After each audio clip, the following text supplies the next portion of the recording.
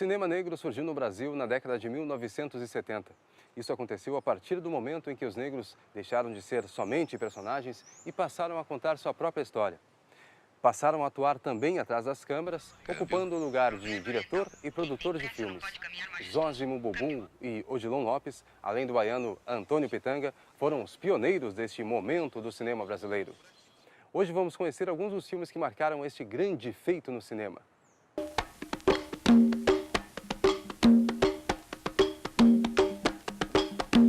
Quem nasce na Paraíba, sim, quem nasce na Paraíba. O que eu classifico como cinema negro, talvez seja, né, a leitura que a gente conquistou, né, demarcou esse momento, esse espaço, né, em que nós éramos participantes direto na construção de uma obra do cinema novo. Né? Eu estava ali como coautor dos filmes, quer dizer, eu não era mais um negro, né, sendo móvel ou sendo um cenário, eu era um negro, né, dentro de um contexto brasileiro, de uma luta sindical, de uma luta do negro, né, demarcando mesmo as suas conquistas ou a sua representação, né, que é o que a gente fazia. Então, tinha um porquê de eu estar naquele filme do Kaká, o porquê de eu estar naquele filme do Kaká, do Glauber, ou do filme do Joaquim Pedro, ou do filme do Walter Lima Júnior. Né? Então, acho que eu não posso dizer assim, é o cinema negro. Nós tivemos, sim, movimentos isolados, né, no teatro. Criamos o Teatro de Ação em 1965. Aí sim, era um teatro encabeçado por negros, por mim, pelo Milton Gonçalves, pelo Jorge Coutinho.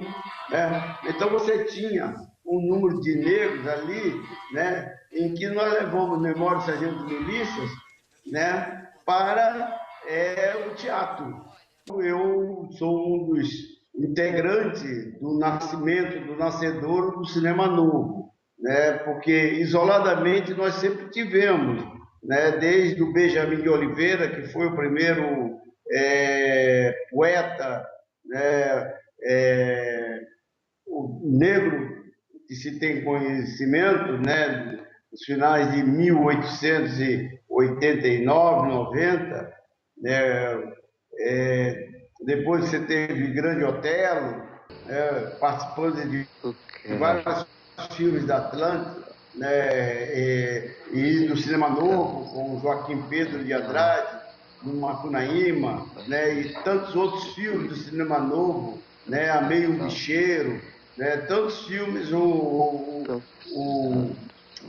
Grande Otelo participou. E a gente tinha um movimento, porque o artista nessa década, nessa época, seja ele negro, seja ele branco, era marginalizado, né?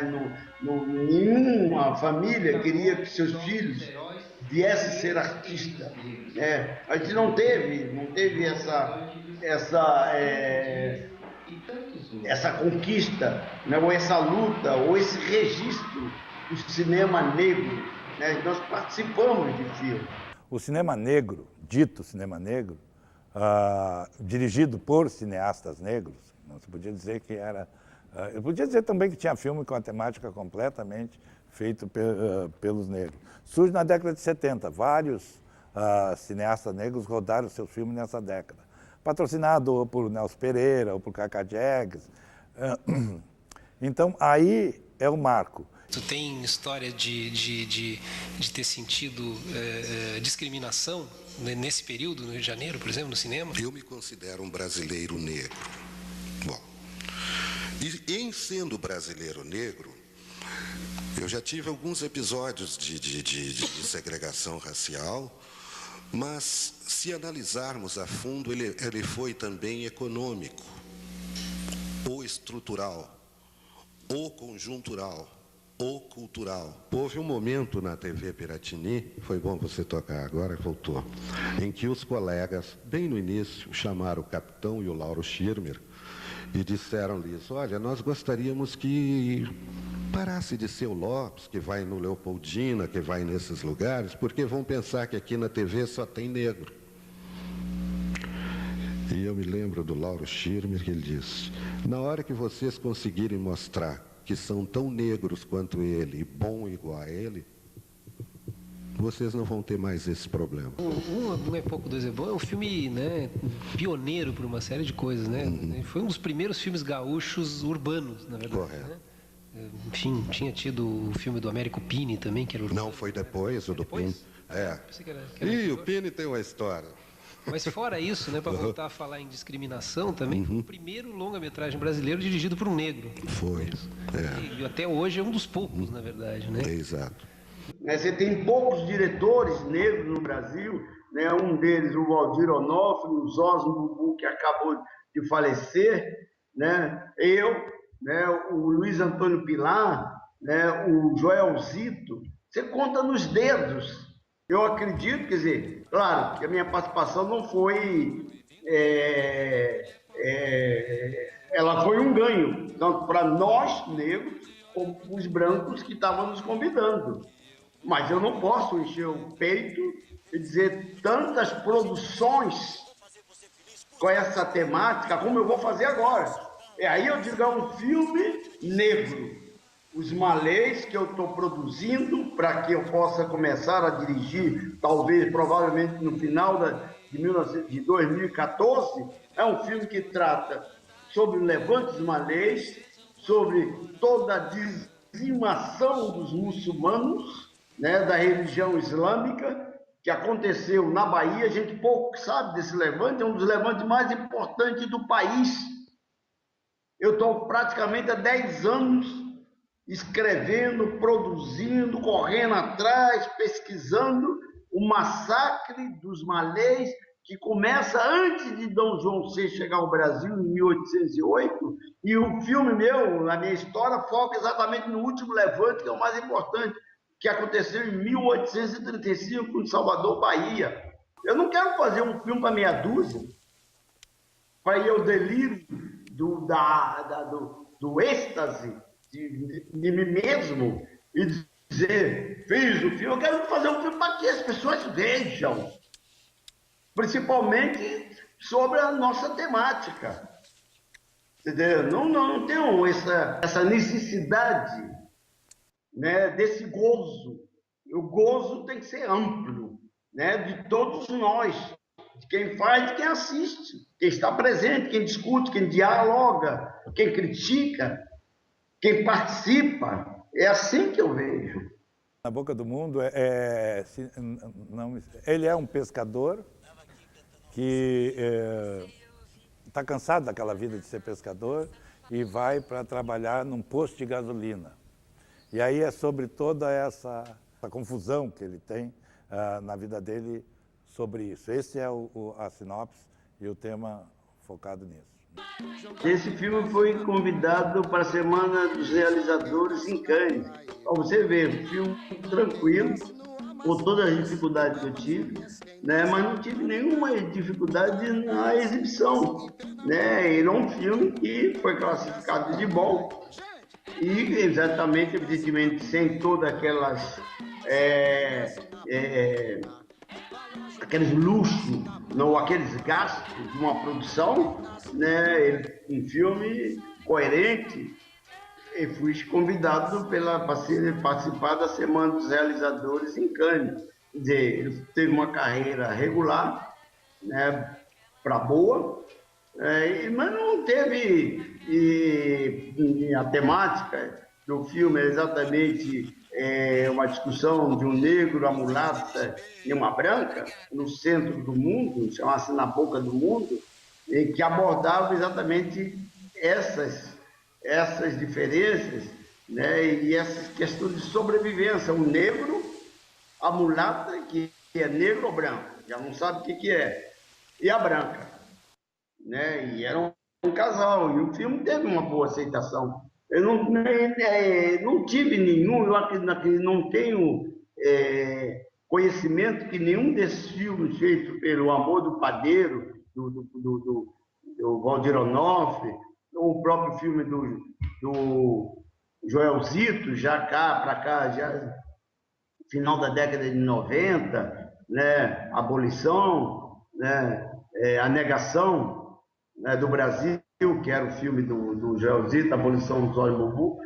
Não teve, não existiu nenhum tipo de recusa, de rejeição, né? De crítica. Não, eu acho que faltou mais a participação do próprio negro. O movimento, né, nos dava, né, condição de a gente estar fazendo um filme atrás do outro, né? E se não fosse um Pitanga, mas fosse o Zó, se não fosse o Zó, o Joelzito, se não for o Joelzito, Milton Gonçalves e tantos outros, né? Tantos outros diretores de São Paulo mesmo, ou aí mesmo do Rio Grande do Sul, né? A dificuldade é grande. A dificuldade é grande e eu acho que está na própria leitura da nossa própria história, né? A dificuldade que a gente tem dessa compreensão, dessa união, dessa participação, de estar junto, né? Discutindo a nossa própria história, produzindo, coproduzindo, né? Sendo plateia. Eu peguei o circuito Vitória, Rio Branco, Rei, Ipiranga, Teresópolis. Então me largaram. O filme do João N. com... Você largasse com quantas cópias o filme? Larguei aqui em Porto Alegre com 7. 7 cópias. Bom, então no Imperial colocaram o filme do João N. que tinha ganho o Oscar. Largaram no São João um outro filme que todo mundo estava esperando. Bom, me cercaram de tudo quanto é lado. Nós vamos perder, mas ele não vai ganhar. E mesmo assim o filme foi bem. Eu Hã? 2 semanas, né? Exatamente. Consegui 2 semanas nesse circuito. Vitória, Rio Branco, Rei, Ipiranga, Teresópolis. Eu estou vendo vários roteiros que estão saindo agora de cineastas negros, novos cineastas negros, que estão batendo nisso aí. Agora, na época do Grande Otelo, ele foi, quem deu o Grande Otelo foi o Orson Welles para ele, que era o que deu o apelido de Grande Otelo, que fazia um Otelo grandioso e aí vem o apelido. Naquela época, ele convivia mais... Isso aí, o que nós tínhamos isso aí? Nós tínhamos a época das chanchadas. É a época que o cinema brasileiro fazia filas. Tá? A chanchada era tipo... O Ibope era de uma TV Globo, de uma coisa. Então fazia filas para ver a chanchada. A gente se distancia um pouco do público quando a gente começa com o cinema novo, né? Que era baseado na novela vague francesa. Aquele cinema parado, os diálogos longos, a câmera parada, muitas vezes sem se mexer, num lugar só. Até tinha os caras que faziam a chanchada diziam: é um cineasta genial com a bosta de filme na tela. Eles tinham essa brincadeira com os caras. Então, o Grande Otelo também estava nesse termo, daí muda para o cinema novo. Aí tu tem o grande cara do cinema novo, que eu acho que foi escanteado, que é o Anselmo Duarte. O Anselmo Duarte ganhou Cannes, a Palma de Ouro em Cannes, com Pagador de Promessa. Fez Veredas da Salvação, um filme fantástico. Mas, por exemplo, quando tu tem o Glauber, que vem de um cinema de faroeste, o Glauber foi crítico de faroeste, de cinema de faroeste. Então, quando tu vê os filmes dele, vem do Dragão, da Maldade, não sei o quê, aí vem genial. Por quê? Porque ele é um poeta da tela. O Glauber é pura poesia na tela. Se tu vê a interpretação e tudo, o Glauber, para mim, é o grande poeta da tela. Então, tu tinha tudo isso junto com o cinema novo, mas que distanciou o público naquela época da chanchada, distanciou. O próprio Teixeirinha aqui, as filas davam 4, 5 voltas no Quarteirões. E era considerado, o cinema do Teixeirinha. Mas se tu quiser saber, se é um antropólogo, tu quer saber como é que o pessoal anda na cidade naquela época, nos anos 50, nos anos 60, que o Teixeirinha filmava, tu vai ter essas imagens, a roupa, estilo de carro, estilo de prédio, nos filmes do Teixeirinha. Né? Valeu, ali está documentado o que era aquela época. Por isso que eu acho que todo cinema é muito válido.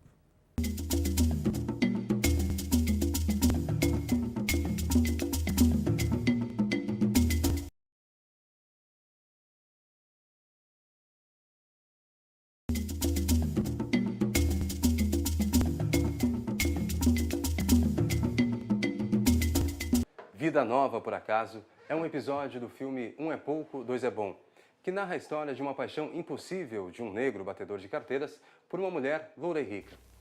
Essa foi a primeira direção de Odilon Lopes. Falta. Falta o quê? Meu relógio. Aqui, hein? O quê? Nada não. Nada não, senhor. O Odilon trabalhou aqui nessa casa. O Odilon foi um dos maiores cinegrafistas que teve aqui. O Odilon, ele foi o único cara que filmou quando o Jango fugiu para o exílio. Era a única cena que ele tinha. Todos eles foram filmados por esse negro fabuloso que era o Odilon, muito meu amigo. Tenho as correspondências dele quando ele estava na Alemanha. Nós íamos fazer um projeto junto do filme quando ele voltasse. E agora estou com um projeto com o Joel Zito de fazer, quando o Odilon pega a câmera, caiu um avião, que é um documentário sobre o Odilon. Porque o Odilon, ele tinha tanta sorte que às vezes ele pegou a câmera, foi para a rua, o avião caiu, ele já filmou o avião. Então os caras brincavam, pô, o Odilon pega a câmera, cai um avião, ele tem um texto. Mas é que ele era bom cinegrafista. E o Odilon filmou todo o Porões da Ditadura. Daí um cônsul de Porto Alegre disse que precisava ver esses filmes do Porão da Ditadura, que ia dar uma bolsa de estudo para ele sobre direção em Nova York, no Actor Studio, não sei o quê, que ele ia fazer para... Pegou os filmes virgem, pegou os filmes filmados e nunca mais apareceu. O Odilon lutou muito tempo para rever esses filmes. Esses filmes foram encontrados há pouco tempo, estão no Congresso americano. E indenizou o Odilon, quando o Odilon cobrou, indenizou com latas virgens, de filmes virgens. E ficou com os americanos, os gringos que queriam saber o que era aquilo, ficou lá. E esse filme ainda a gente tenta resgatar essas latas. Existe alguma coisa na internet, se o pessoal quiser procurar, do Odilon e a ditadura, tem algumas cenas que andaram postando ali, que são fragmentos do filme, para vocês verem como são cenas geniais. Então o Odilon, para mim, é o primeiro cineasta negro brasileiro.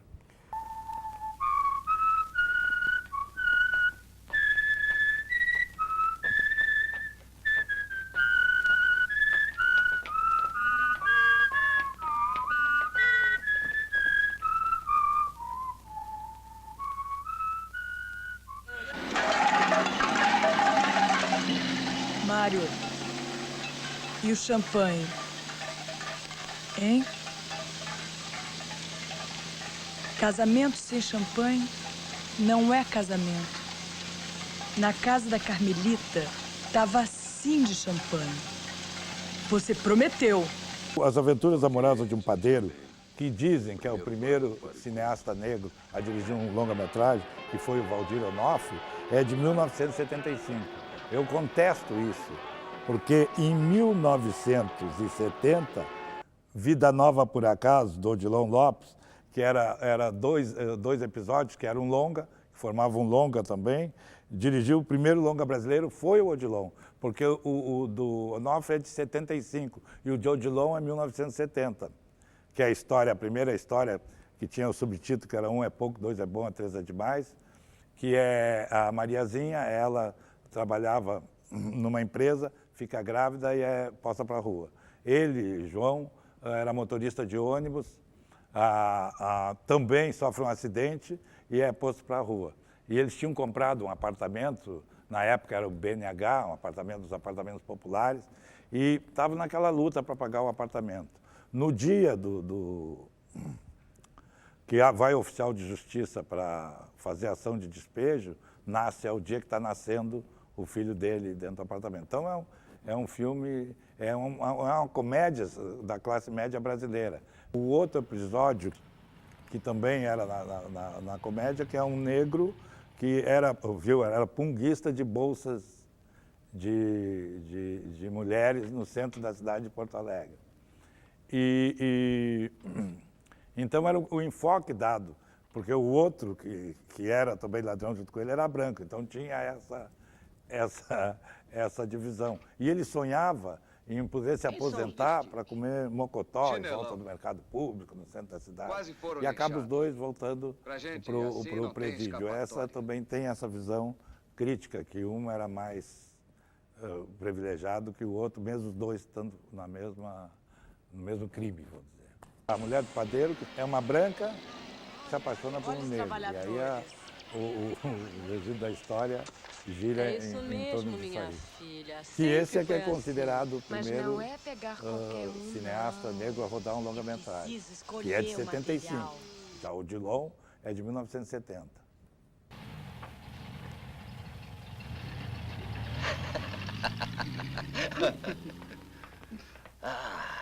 Magrão, que horas são? Pela sombra do meu braço no chão, meio-dia.